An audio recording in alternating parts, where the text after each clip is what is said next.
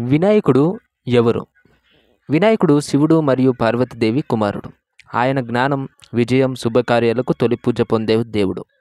అతన్ని విఘ్నహర్త, అడ్డంకులను తొలగించేవాడు, లంబోదర, పెద్ద పొట్టగలవాడు అనే పేర్లతో కూడా పిలుస్తారు. కానీ వినాయకుడికి ఏనుగు తల ఎందుకు వచ్చింది? వినాయకుడి జన్మకథ. ఒకసారి పార్వతీదేవి పసుపుతో వినాయకుడిని రూపాన్ని చేసి జీవం పోసింది. ఆ తర్వాత గదిని కాపాడమని ఆజ్ఞ ఇచ్చింది. శివుడు లోపలికి రాగా వినాయకుడు అడ్డుకున్నాడు. కోపంతో శివుడు వినాయకుని తల తెంచాడు. పార్వతీదేవిని శాంతపరచడానికి శివుడు వినాయకుడికి ఏనుగు తలను అమర్చాడు. ఈ విధంగా వినాయకుడు జ్ఞాన దేవతగా మారాడు. వినాయకుడి ప్రత్యేకతలు: పెద్ద చెవులు, ఎక్కువ వినాలి, తక్కువ మాట్లాడాలి. తొండం జీవితం ఎలా మారినా పరిస్థితులకు అనుగుణంగా మారాలని సూచిస్తుంది.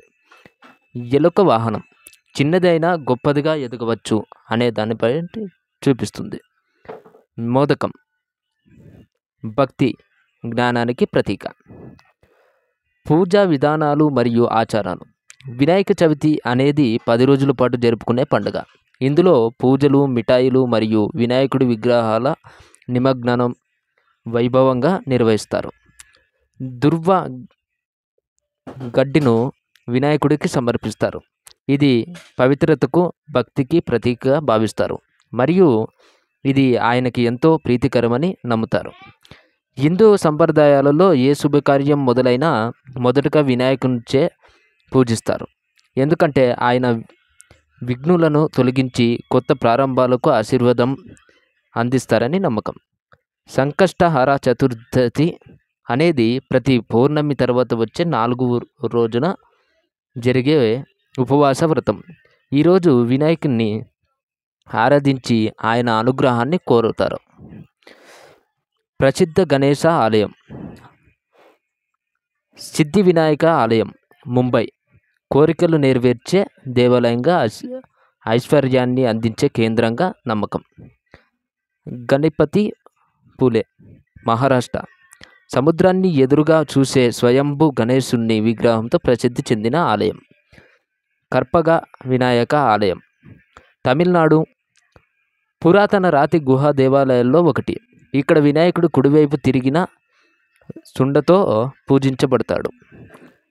కాణిపాకం వినాయక దేవాలయం, ఆంధ్రప్రదేశ్ స్వయంభూ వినాయకుడి విగ్రహం గల ఆలయం. ఈ విగ్రహం కాలక్రమేణా పెరుగుతుందని నమ్మకం. ఇక్కడ ప్రమాణం చేస్తే న్యాయం జరిగిందని విశ్వాసం. వినాయకుడిని మరియు కార్తికేయుని ఆసక్తికరమైన కథ. శివుడు మరియు పార్వతి వినాయకుడికి కార్తికేయునికి మధ్య ప్రపంచాన్ని చుట్టూ వచ్చే పందెంలా పెడతారు.